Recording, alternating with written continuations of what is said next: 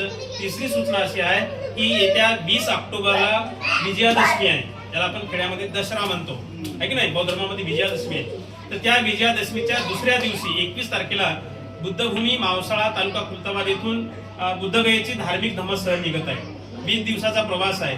20 दिवस तुमचं जेवण, नाश्ता, चहा, जाणं येणं, राहण्याची व्यवस्था आणि जवळजवळ 70 ते 72 ठिकाण आम्ही दाखवतो। मी स्वतः असतो, प्रत्येक ठिकाणाची माहिती गाईडलाईन करतो, प्रत्येक ठिकाणाच्या स्थळाची माहिती देतो। त्या ठिकाणी वंदना, प्रवचन, बाकी शहरातून टूरवाले घेऊन जातात, परंतु ते स्वतः दाखवत नाही। गाडी उभी करतात आणि जाऊन या म्हणतात, मी खेड्याचं बुद्ध विहार तिकडे आहे, तुम्ही अर्ध्या तासात आले पाहिजे।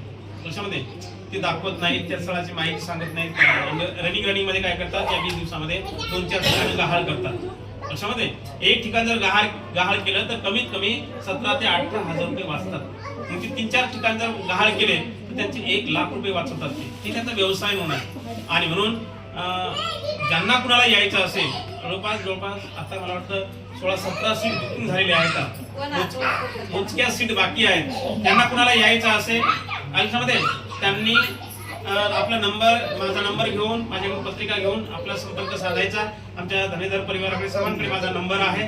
त्यानंतर विटखेड्यामध्ये के जंगले म्हणून आहेत, त्यांच्याकडे माझा नंबर आहे।